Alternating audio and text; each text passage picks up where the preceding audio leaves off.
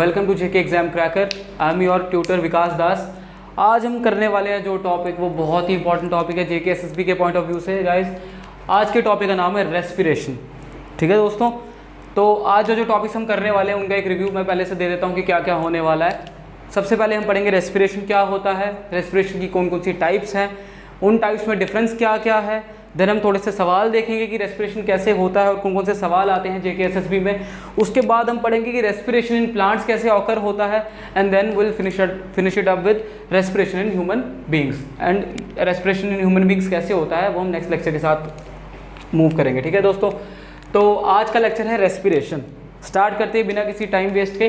Respiration की definition यहाँ पर मैंने लिख दी है, थोड़ा सा ब्रीफ रिव्यू दे दिया है कि मतलब मेरे को थोड़ा सा इजी हो जाए, ज़्यादा टाइम ना लगाना पड़े लिखने की तरफ और ज़्यादा मैं समझा पाऊँ दोस्तों। तो रेस्पिरेशन की डेफिनेशन आपको यहाँ दिख रही होगी, the process of break down of food by the action of oxygen to get energy. ठीक है दोस्तों, the process of break down of food by the action of oxygen to get energy. तो respiration का मतलब क्या है कि respiration एक ऐसा प्रोसेस है दोस्तों जिसमें क्या होता है, जो हम खाना खाते हैं, जो हम कॉम्प्लेक्स फूड खाते हैं, वो टूटता है एनर्जी प्रोड्यूस करने के लिए bye the action of oxygen. मतलब जो हम कॉम्प्लेक्स फूड खाते हैं वो ऑक्सीजन की हेल्प से टूटता है सिंपलर फॉर्म में, ताकि हमें दोस्तों एनर्जी मिल जाए। तो ये रेस्पिरेशन की बेसिक डेफिनेशन है। पूछेंगे तो नहीं पर याद रखना बहुत ज़रूरी है। जहाँ से सवाल आएगा वो ये फेज़ है दोस्तों, ये पार्ट है, ये कंपोनेंट है। रेस्पिरेशन की दो टाइप्स है इस बुनियाद पे कि ऑक्सीजन लग रहा है कि नहीं लग रहा है। गाइस रेस्पिरेशन की दो टाइप्स हैं। सबसे पहली टाइप है एरोबिक रेस्पिरेशन दोस्तों। एरोबिक रेस्पिरेशन आप यहाँ पर देख रही होंगे मैंने O2 लिख के उसके सामने टिक मारा है। और दूसरी टाइप है एनारोबिक रेस्पिरेशन और वहाँ पर मैंने O2 लिख के उसके आगे क्रॉस लगाया है दोस्तों। तो यहाँ पर टिक क्यों मारा है, क्योंकि एरोबिक रेस्पिरेशन वो रेस्पिरेशन होती है, जो वो प्रोसेस होता है जो पूरा का पूरा कंप्लीट होता है with the help of oxygen. Guys ठीक है, याद रखिएगा, एरोबिक रेस्पिरेशन वो प्रोसेस है, रेस्पिरेशन का वो कंपोनेंट है जो ऑक्सीजन की हेल्प से फिनिश होता है, जिसमें ऑक्सीजन का यूज़ होता है दोस्तों। और एनारोबिक रेस्पिरेशन वो टाइप है जिसमें ऑक्सीजन का कोई भी यूज़ नहीं होने वाला है। गाइस मतलब डेफिनेशन करें the aerobic respiration is the process which takes place in the presence of oxygen and anaerobic respiration is the process which takes place in the absence of oxygen. Guys तो ये याद रखिएगा। अब मैं बता देता हूँ कि एरोबिक और एनारोबिक रेस्पिरेशन की जो कुछ इक्वेशंस है, जो इंपॉर्टेंट इक्वेशंस है वो कैसे होती हैं, और इंसान या प्लांट में रेस्पिरेशन जब होती है एरोबिक या एनारोबिक तो किस तरीके से होती है। ठीक है दोस्तों, एरोबिक रेस्पिरेशन की बात करेंगे। एरोबिक रेस्पिरेशन क्या होता है दोस्तों, फूड जो है उसको मिलती है एनर्जी, उसको मिलता है ऑक्सीजन। ठीक है दोस्तों, और फूड को ऑक्सीजन मिलने के बाद ये टूटता है और फूड को सिंपलर फॉर्म में कन्वर्ट करता है और ऑक्सीजन जो है वो CO2 में कन्वर्ट होता है दोस्तों। तो ये फूड जो है ऑक्सीजन की प्रेजेंस में जब टूट जाता है दोस्तों, ये बनता है simpler molecules plus carbon dioxide plus पानी प्लस एनर्जी। ठीक है दोस्तों, अब रेस्पिरेशन तो इसीलिए होता है ना ताकि एनर्जी प्रोड्यूस हो। तो आप देख सकते हैं यहाँ पर एनर्जी जो है प्रोड्यूस हो रही है, यहाँ पर रेड पेन से मैं अंडरलाइन कर रहा हूँ, यहाँ पर एनर्जी प्रोड्यूस हो रही है। कैसे हो रही है, फूड जो है वो ऑक्सीजन की प्रेजेंस में टूट रहा है और कॉम्प्लेक्स फूड जो है सिंपलर फॉर्म में कन्वर्ट हो रहा है, जिसके साथ साथ निकल रहा है CO2, H2O और एनर्जी। यहाँ पर आप देख सकते हैं CO2 जो है लिबरेट हो रहा है, जो हमारी सांस के थ्रू बाहर जाता है, जो हम सांस छोड़ देते हैं उसके थ्रू बाहर चल जाता है बॉडी के। ठीक है दोस्तों, याद रखिएगा। तो ये जो रिएक्शन है, ये रिएक्शन है एरोबिक रेस्पिरेशन की, वर्डिक रिएक्शन। इसको जो अगर मैं प्रॉपर इक्वेशन में लिखूं तो कुछ ऐसा रिएक्शन है ये। फूड को हम स्टार्च लिखते हैं, आपको पता है C6H12O6 प्लस 6 टाइम्स ऑक्सीजन। ठीक है दोस्तों, याद रखिएगा, गिव्स अस सिंपलर मॉलिक्यूल। ये टूट गया है, ये सिंपलर मॉलिक्यूल का कोई फॉर्मूला नहीं है, ये बनता है 6CO2 plus 6H2O plus energy दोस्तों। ये याद रखिएगा दोस्तों, ये जो रिएक्शन है, ये जो इक्वेशन है, ये पूछा जा सकता है आपको एग्जाम में। बार बार कहूँगा कि ये वाली इक्वेशन बहुत इंपॉर्टेंट है, ये पूछा जा सकता है। हो सकता है आपको ये इक्वेशन दी हो और बोला हो ये वाला कंपोनेंट जो है CO2 की जगह A लिखा हो, A, तो वहाँ पर आपको सवाल आता है which of the following option is a. तो आपको ऑप्शन दिया होगा 3 times CO2, 4 times CO2, 5 times CO2, 6 times CO2। आपको पता है इक्वेशन के हिसाब से, अगर आपको इक्वेशन याद होगी ज़बानी तो आपको याद होगा कि 6 टाइम्स CO2 जो फोर्थ ऑप्शन है वो सही आंसर है, और इस तरीके से आपको जो मार्क्स आपके मिल जाएंगे। ठीक है दोस्तों, ये बहुत सिंपल सी इक्वेशन थी एरोबिक रेस्पिरेशन की। और याद रखिएगा इसमें जो एनर्जी प्रोड्यूस होती है वो एग्जैक्ट मैं आपको एनर्जी बता सकता हूँ। वो एनर्जी जो होती है बहुत ज़्यादा क्वांटिटी में होती है, वो होती है 36 टू लेकर 38 ATP तक दोस्तों, याद रखिएगा। मतलब आपको एक चीज़ बता दूं, ATP क्या है यहाँ पर वो आपको एक्सप्लेन कर दूं।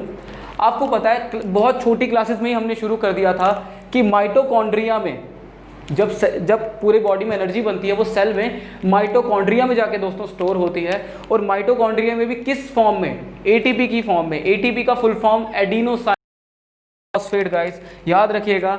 ATP की फॉर्म में जो एनर्जी है वो स्टोर हो जाती है। इसको लेके एक और सवाल पूछा जा सकता है, which of the following cell organelle is the energy currency of the cell, मतलब कौन सा सेल का पार्ट है जहां से एनर्जी निकलती है और एनर्जी करेंसी बोलते हैं उसको। तो सीधी सी बात है, ATP कहाँ स्टोर होता है, माइटोकॉन्ड्रिया में। तो कौन सा सेल ऑर्गेनल एनर्जी करेंसी हुआ, जाहिर सी बात है माइटोकॉन्ड्रिया। तो आप सही ऑप्शन माइटोकॉन्ड्रिया को टिक कर देंगे, और जितने मार्क्स आपके बनते होंगे सवाल के आपको मिल जाएंगे। याद रखिएगा ये छोटा सा कंसेप्ट है एरोबिक को लेके। और पूछा जा सकता है कि एनर्जी कितनी प्रोड्यूस होती है, वहाँ पर ऑप्शन दिया होगा 30, 40, 50, कुछ भी 36 टू 38 कुछ भी दिया होगा। तो आपको पता है सही ऑप्शन 36 टू 38 है। ये एग्जैक्ट वैल्यू बता रहा हूँ दोस्तों मैं आपको, याद रखिएगा। ये सारा का सारा जो था टॉपिक ये एरोबिक रेस्पिरेशन का था। अगर आपने एक बार इसको देख लिया हो तो हम मूव ऑन कर सकते हैं एनारोबिक रेस्पिरेशन की तरफ गाइस। ओके, तो अब हम स्टार्ट करते हैं नेक्स्ट टॉपिक जिसका नाम है anaerobic respiration guys. Anaerobic respiration आपको यहाँ दिख रहा होगा। एनारोबिक रेस्पिरेशन के ऊपर मैंने ऑक्सीजन को क्रॉस किया है दोस्तों, ऑक्सीजन को क्रॉस किया है। तो ऑक्सीजन क्रॉस होने का मतलब है कि एनारोबिक रेस्पिरेशन का वो टाइप है जो बिल्कुल एब्सेंस ऑफ ऑक्सीजन में होगा, या होगा तो लैक ऑफ ऑक्सीजन में होगा। तो आपको मैं बता रहा हूँ कि एनारोबिक रेस्पिरेशन में ऑक्सीजन बिल्कुल नहीं यूज़ होता है, ये एब्सेंस ऑफ ऑक्सीजन में पूरा का पूरा प्रोसेस हैपन होता है, पूरा का पूरा प्रोसेस जो होता है। तो एनारोबिक रेस्पिरेशन जो है इसके आगे दो इक्वेशंस बनती हैं। सबसे पहली वो कि अगर ऑक्सीजन का लेवल कम हो बॉडी में, अगर ऑक्सीजन का लेवल कम हो, for example lack of oxygen कम हो, तब क्या बनेगा, तब क्या प्रोडक्ट्स बनेंगे और तब कितनी एनर्जी निकलेगी। और दूसरा वो कि ऑक्सीजन अगर बिल्कुल ही ना हो, मतलब एब्सेंस ऑफ ऑक्सीजन के सिनेरियो में क्या चीज़ बनने वाली है दोस्तों। तो आपको मैं ये चीज़ समझा देता हूँ, फिर आपको एक फ्लो चार्ट बना के एरोबिक और एनारोबिक का बिल्कुल शॉर्टकट तरीका बता दूंगा। एनारोबिक रेस्पिरेशन में दोस्तों क्या होता है, मैं आपको ये वाला सिस्टम मिटाने वाला हूँ ताकि मेरे को थोड़ा सा स्पेस मिल जाए और मैं ये पूरा का पूरा स्पेस यूज़ करूँ।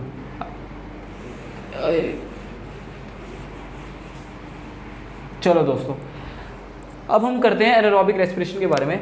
एनारोबिक रेस्पिरेशन में दो केस हो सकते हैं गाइस। सबसे पहला केस जो है वो हो सकता है लैक ऑफ ऑक्सीजन, ठीक है दोस्तों, और दूसरा केस हो सकता है एब्सेंस ऑफ ऑक्सीजन में, ठीक है दोस्तों, याद रखिएगा लैक ऑफ ऑक्सीजन में और एब्सेंस ऑफ ऑक्सीजन में। जब एब्सेंस ऑफ ऑक्सीजन होगा दोस्तों, जब ऑक्सीजन की मात्रा बहुत कम होगी तब प्रोडक्ट दूसरे बनेंगे, डिफरेंट बनेंगे एज कम्पेयर टू जब लैक ऑफ ऑक्सीजन होगा। फिर मैं एग्जांपल भी दूंगा कि कौन कौन से सेल्स ये एनारोबिक रेस्पिरेशन शो करते हैं। लैक ऑफ ऑक्सीजन के सिनेरियो में जो इक्वेशन है वो यहाँ पर मैं लिख देता हूँ थोड़ी सी, वो कुछ ऐसी होगी जिसमें क्या होगा, फूड जो है वो टूटेगा और सबसे पहले बनेगा पायरुवेट। याद रखिएगा, फूड जो है टूटेगा और सबसे पहले बनेगा पायरुवेट, और पायरुवेट से वो आगे बनेगा दोस्तों, और पायरुवेट से वो आगे बनेगा दोस्तों लैक्टिक एसिड। याद रखिएगा, ठीक है गाइस, याद रखिएगा लैक्टिक एसिड बनेगा। और पायरुवेट से जब वो लैक्टिक एसिड में कन्वर्ट हो रहा होगा दोस्तों, उस केस में वो एनर्जी रिलीज कर देगा दोस्तों, याद रखिएगा, ठीक है गाइस, चीज़ याद रखिएगा। अभी थोड़ा सा समझाने के लिए बता रहा हूँ, एंड में फ्लो चार्ट बनाऊंगा तो सब क्लियर हो जाएगा। फूड जो है एनारोबिक रेस्पिरेशन में जब लैक ऑफ ऑक्सीजन हो, जिस केस में ऑक्सीजन की बहुत कमी हो, उस केस में जो फूड है वो सबसे पहले पायरुवेट में कन्वर्ट होता है। पायरुवेट लैक्टिक एसिड में, पायरुवेट जब टूटता है वो लैक्टिक एसिड और एनर्जी रिलीज करता है। अभी पायरुवेट क्या होता है, लैक्टिक एसिड क्या होता है, थोड़ा सा बता देता हूँ। आपको पता होगा जो फूड होता है वो हमारे पास 6 मॉलिक्यूल ऑफ कार्बन में अवेलेबल है, ठीक है दोस्तों। यहाँ पर कार्बन के कितने मॉलिक्यूल है दोस्तों, 6। मैं यहाँ पर अलग से थोड़ा लिख देता हूँ ताकि आपको पता चले। और पायरुवेट का जो फॉर्मूला है वो दोस्तों कुछ इस तरीके से है, C3H4O3। तो फूड टूटने के बाद जो फूड है वो टूटने के बाद पहले स्टेज में पायरूवेट में 6 कार्बन से 3 कार्बन पे आ गया, 6 कार्बन से 3 कार्बन पे आ गया। ठीक है दोस्तों, अब पायरूवेट जो है फिर से टूटेगा, फर्दर टूटेगा और लैक्टिक एसिड और एनर्जी देगा। अब यहाँ पर क्या होगा, ऑक्सीजन जो है उसकी कमी है, मतलब ऑक्सीजन कमी है लेकिन थोड़ा थोड़ा बिल्कुल हल्का हल्का अवेलेबल है दोस्तों, जिसकी वजह से क्या होगा, पायरूवेट जो है लैक्टिक एसिड में कन्वर्ट हो जाएगा और हमें कुछ अमाउंट ऑफ एनर्जी दे देगा। लैक्टिक एसिड का फॉर्मूला मैं यहाँ पर लिख देता हूँ, हो सकता है कि एग्जाम में पूछ लें, तो इसका फॉर्मूला कुछ ऐसे है C3H6O3, याद रखिएगा। ठीक है गाइस, याद रखिएगा सारे फॉर्मूले। फूड का फॉर्मूला C6H12O6 कन्वर्ट होके पायरूवेट में कन्वर्ट C3H4O3 और फर्दर कन्वर्ट होके लैक्टिक एसिड में C3H6O3 प्लस एनर्जी। और जो एनर्जी है दोस्तों, ये बहुत कम अमाउंट ऑफ एनर्जी होती है जो सिर्फ यूनिसेलुलर ऑर्गेनिज्म को फुलफिल कर सकती है, उसकी एनर्जी फुलफिल कर सकती है, ये होती है 2 to 4 ATP गाइस, याद रखिएगा। ठीक है, अब ये फूड से पायरूवेट का जो प्रोसेस है ये सेल के एक पार्ट में हो रहा होता है जो डिफरेंट है एज कम्पेयर टू पायरूवेट से, लैक्टिक एसिड वाले पार्ट से। फूड जब पायरूवेट में कन्वर्ट होता है, ये प्रोसेस जिस पार्ट में हो रहा होता है दोस्तों, इस पार्ट का नाम है माइटोकॉन्ड्रिया गाइस। ठीक है गाइस, और पायरूवेट से लैक्टिक एसिड में जब कन्वर्ट हो रहा होता है, सॉरी दोस्तों, जब फूड जो है पायरूवेट में कन्वर्ट हो रहा था, ये जिस पार्ट में हो रहा होता है उस पार्ट का नाम है साइटोप्लाज्म दोस्तों, साइटोप्लाज्म, सॉरी। और जब पायरूवेट लैक्टिक एसिड में कन्वर्ट हो रहा होता है, ये सेल के माइटोकॉन्ड्रिया वाले फेज में होगा। आपको ये कैसे याद रखना है कि कौन से पार्ट में हो रहा है, मैंने आपको बताया था कि एनर्जी करेंसी जो है वो माइटोकॉन्ड्रिया को बोलते हैं। तो जब एनर्जी वाला स्टेप आएगा तो जाहिर सी बात है माइटोकॉन्ड्रिया में परफॉर्म हो रहा होगा, और दूसरा पार्ट बचा साइटोप्लाज्म, तो ऊपर साइटोप्लाज्म लिख लेंगे। ये याद रखिएगा, एग्जामिनेशन पॉइंट ऑफ व्यू से बहुत इंपॉर्टेंट ये है हमारा स्टेप्स कि लैक ऑफ ऑक्सीजन के तौर पे जब एनारोबिक रेस्पिरेशन हो रहा होता है अगर, उस केस में लैक ऑफ ऑक्सीजन में किस तरीके से फूड जो है एनर्जी में टूट जाता है। अब नेक्स्ट टॉपिक है हमारा absence of oxygen guys. Absence of oxygen के केस में किस तरीके से एनर्जी प्रोड्यूस होगा फूड से, वो मैं आपको फिर से फर्दर बता देता हूँ, ये मिटा देता हूँ। चलो दोस्तों, एब्सेंस ऑफ ऑक्सीजन के सिनेरियो में क्या होता है, जो फूड है अब इसको टोटली ऑक्सीजन अवेलेबल बिल्कुल भी अवेलेबल नहीं है, यहाँ पर टोटली एब्सेंस ऑफ ऑक्सीजन है यहाँ पे। अब जब फूड जो है साइटोप्लाज्म वाले पार्ट में टूटना शुरू करेगा तो पहला स्टेप बिल्कुल सेम है, ये बिल्कुल पायरूवेट ही बनाएगा। ठीक है दोस्तों, पायरूवेट, मैंने पायरूवेट का फॉर्मूला बताया था, पीछे थोड़ा वीडियो पीछे करके देख सकते हैं आप, C3H4O3 बताया था, तो लिखने की जरूरत नहीं आई थिंक। तो पायरूवेट से जब माइटोकॉन्ड्रिया में आएगा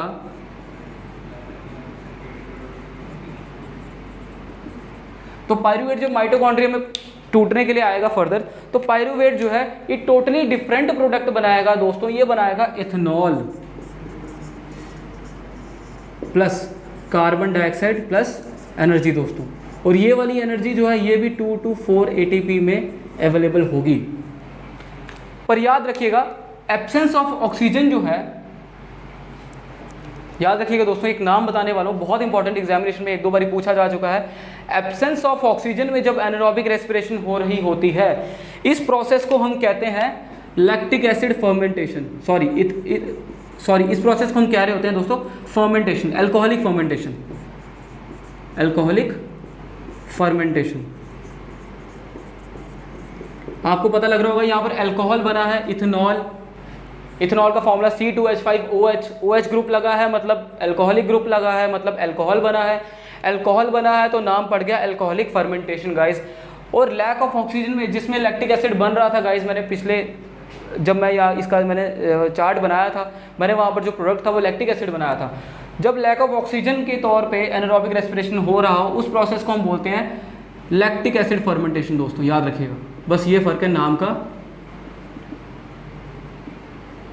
हो सकता है आपको लैक्टिक एसिड फर्मेंटेशन का सवाल आए, उसका पूछा जाए कि प्रोडक्ट जो है वो क्या बनता है और उसका कितने कार्बन के मॉलिक्यूल हैं, या जब अल्कोहलिक फर्मेंटेशन आए तो उसमें हो सकता है पूछा जाए कि अल्कोहलिक फर्मेंटेशन में अल्कोहल की कौन सी टाइप बनती है, तो कौन सी टाइप बनती है, एथेनॉल C2H5OH, याद रखिएगा। और लैक्टिक एसिड में लैक्टिक एसिड बनता है, याद रखिएगा C3H6O3, याद रखिएगा। ये एसिड है, ये अल्कोहल है, टोटली डिफरेंट प्रोडक्ट्स। तो इस तरीके से सवाल आपको पूछा जा सकता है। अब मैं आपको 1-2 चीज़ें और बता सकता हूँ।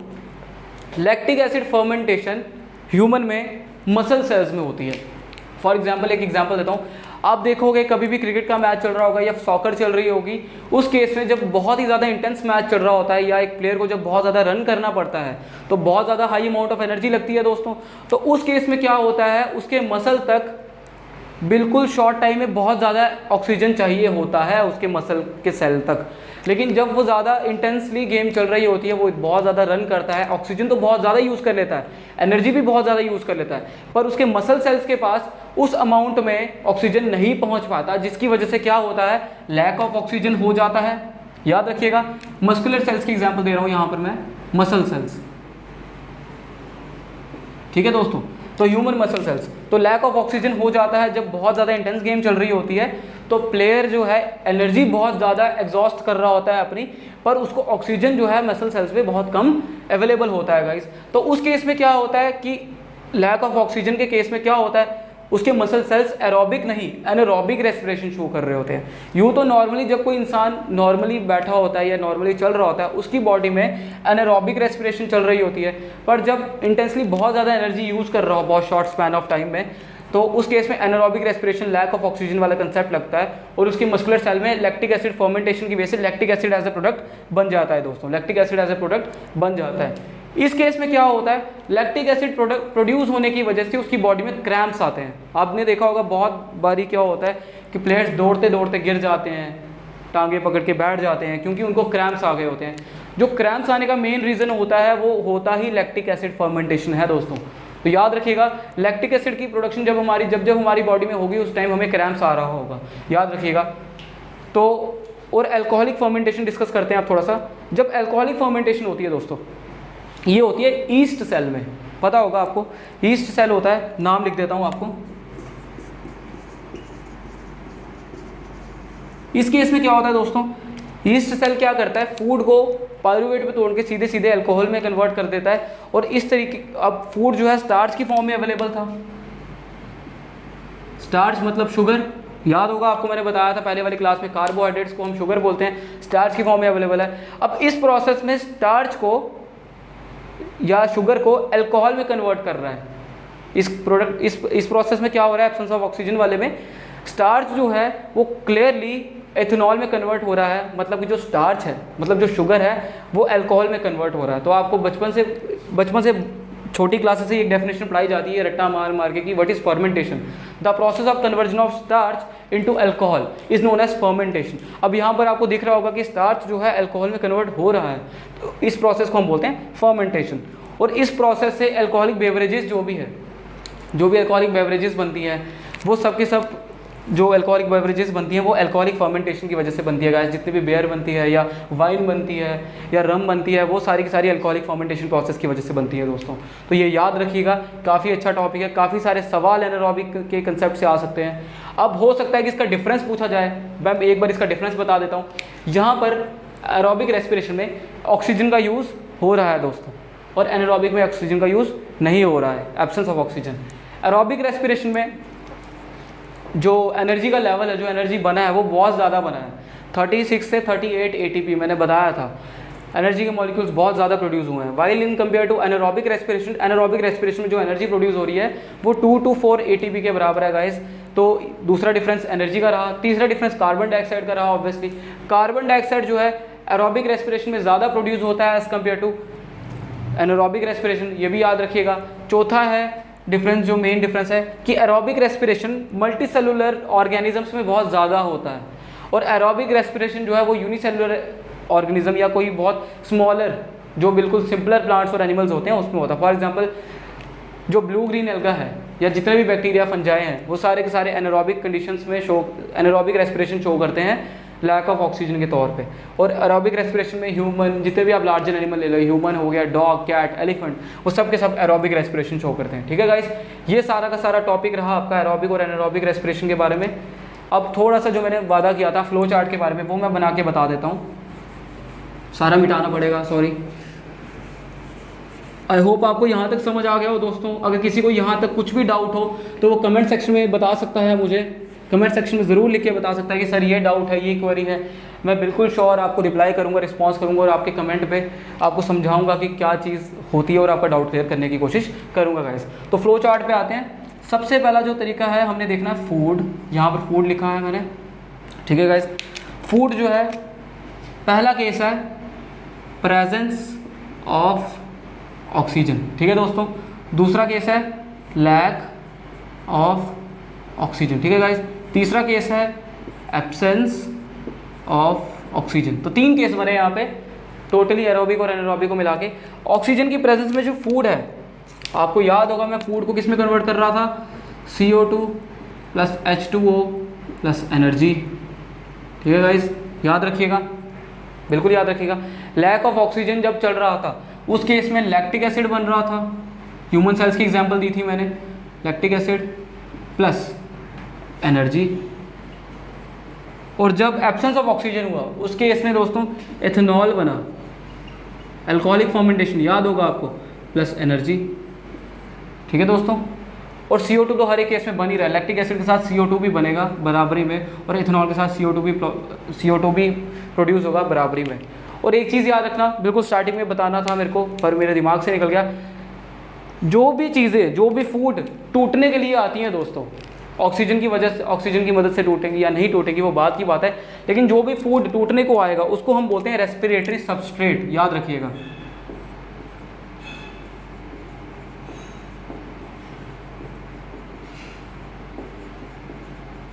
बिल्कुल कोई दिक्कत नहीं, बहुत इजी वर्ड है, रेस्पिरेटरी सबस्ट्रेट बोलते हैं, याद रखिएगा। और उसके 3 केसेस में बता चुका हूँ आपको, प्रेजेंस ऑफ ऑक्सीजन में CO2 H2O energy, lack of oxygen में lactic acid energy plus CO2, absence of oxygen में ethanol plus energy plus CO2। इस तरीके से बस एनर्जी का फर्क है, एनर्जी यहाँ पर काफ़ी ज़्यादा प्रोड्यूस हो रही है और इन 2 केसेस में काफ़ी कम, CO2 यहाँ पर काफ़ी ज़्यादा प्रोड्यूस हो रहा है और इन 2 केसेस में काफ़ी कम। तो बस ये थोड़ा सा बेसिक डिफरेंस था एरोबिक और एनारोबिक का। आई होप आपको बहुत अच्छे से समझ आ गया हो। अब इसके बाद में हम थोड़ा सा लेक्चर करते हैं प्लांट्स में किस तरीके से रेस्पिरेशन होती है, तो ये मिटा दूंगा।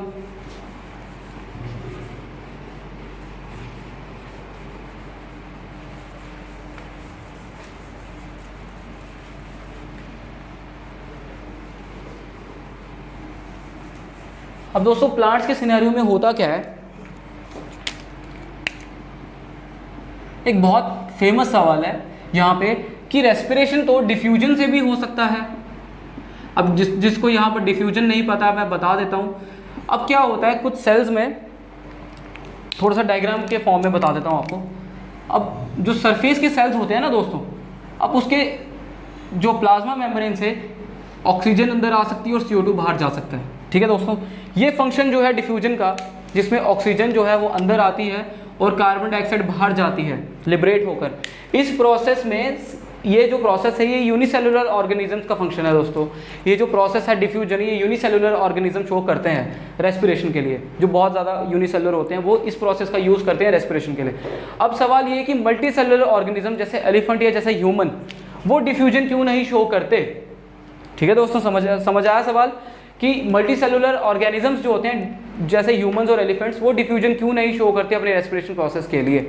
तो इसका सीधा सा जवाब ये है कि डिफ्यूजन सिर्फ सरफेस फिनोमिना है, ठीक है दोस्तों, जो सिर्फ सरफेस पे हैपन हो सकता है। फॉर एग्जांपल अगर मेरी बॉडी डिफ्यूजन शो करे तो जो ऑक्सीजन है वो सिर्फ मेरे सरफेस तक पहुंचेगा, सरफेस से एक लेयर तक अंदर जाएगा, उससे ज़्यादा डीप नहीं जाएगा। तो इस केस में ऑक्सीजन जो है मेरे पूरी की पूरी बॉडी को नहीं पहुंच पाएगा, या कोई भी ऑर्गेनिज्म ले लो, डॉग, एलिफेंट, उसकी बॉडी में प्रॉपर नहीं पहुंच पाएगा।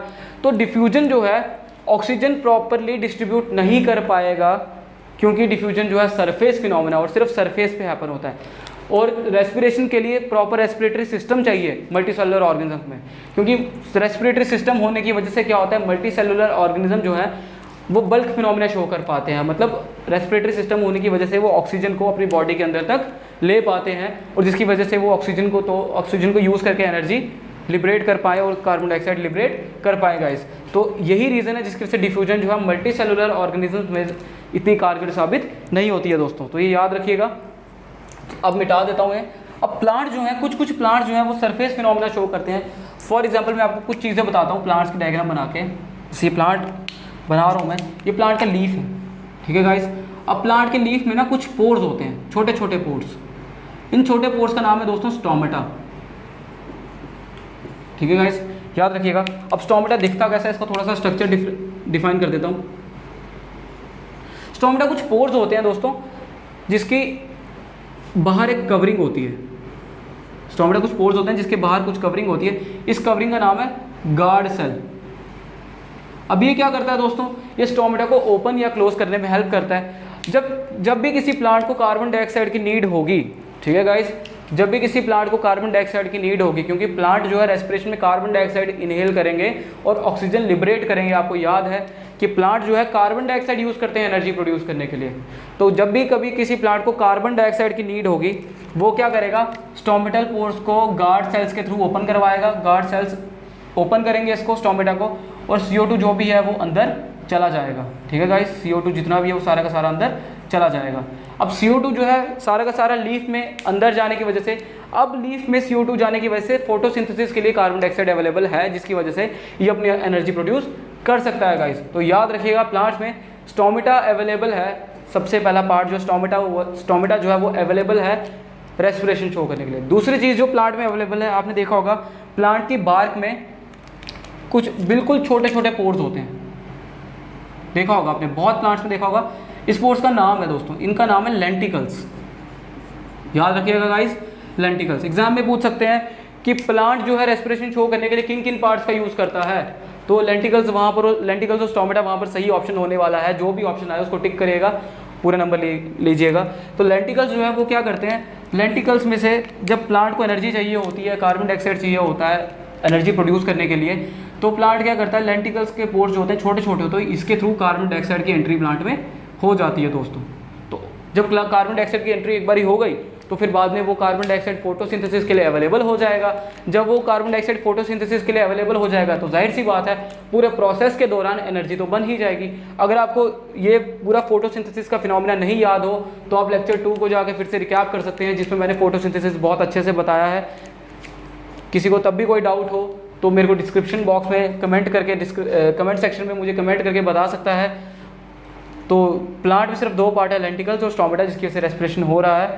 तो आई होप आपको ये सब अच्छे से समझ आ गया हो। नेक्स्ट लेक्चर में हम ह्यूमंस के बारे में पढ़ेंगे, क्योंकि ह्यूमन की बॉडी में थोड़ी कॉम्प्लेक्सिटी है, तो हमें बहुत ज़्यादा बड़ा टॉपिक करना पड़ेगा, तो आज मैं इसको कैरी ऑन नहीं कर पाऊँगा। तो नेक्स्ट टॉपिक में हम मिलेंगे respiratory system in human beings के साथ। आई होप आपको ये सब अच्छे से समझ आ गया हो। और एक बात याद रखिएगा, बहुत सारे व्यूअर्स ऐसे हैं जो मेरी वीडियो देख रहे हैं पर लाइक नहीं कर रहे हैं। प्लीज़ लाइक कीजिए, कमेंट कीजिए, बताइए कैसी वीडियो है, रिव्यू है, क्योंकि हम सब इतनी जान लगा रहे हैं जेके एग्ज़ाम क्रैकर की। हम पूरी टीम जो है बहुत ज़्यादा जान लगा रही है, हर एक वीडियो बनाने में बहुत मेहनत लग रही है। आप लाइक करेंगे तो हमें पता चलेगा कि हमारा काम बहुत अच्छा जा रहा है।